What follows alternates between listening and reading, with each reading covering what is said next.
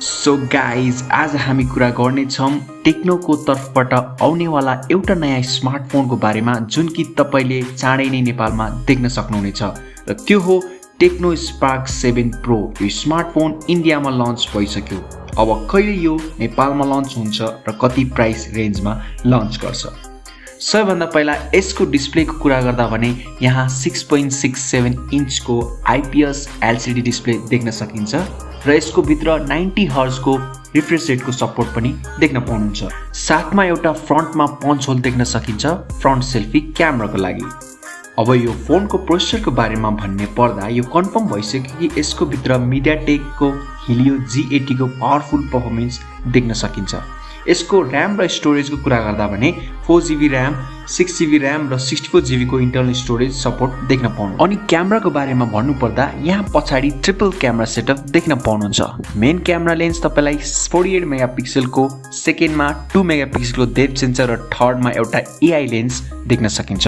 अनि फ्रन्टको कुरा गर्दा यहाँ तपाईलाई 8 मेगापिक्सलको फ्रन्ट सेल्फी क्यामेरा, त्यो पनि पञ्च होलको साथमा। र अब हामी कुरा गर्ने छौं यसको ब्याट्रीको बारेमा भने यहाँ 5000 mAh को बिग ब्याट्री देख्न पाउनुहुन्छ।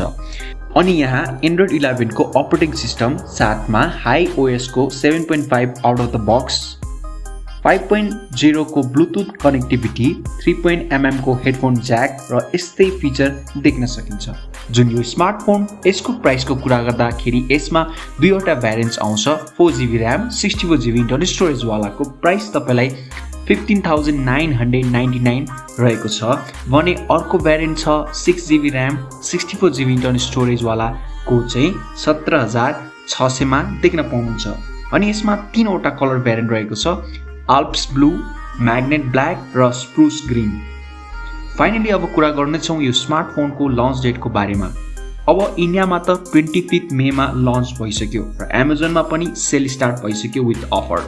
सो साथीहरू, यदि तपाईँ एउटा बजेट रेन्जमा पावरफुल परफर्मेन्स र राम्रो स्पेसिफिकेसनको वेटमा हुनुहुन्छ भने you have to definitely look at. So साथीहरू, तपाईलाई के लाग्छ टेक्नो स्पार्क 7 प्रोको बारेमा? तपाईँ मलाई तल कमेन्ट सेक्सनमा भन्न सक्नुहुनेछ। र यस्तै नयाँ इन्ट्रेस्टिङ भिडियोको लागि किप वाचिङ।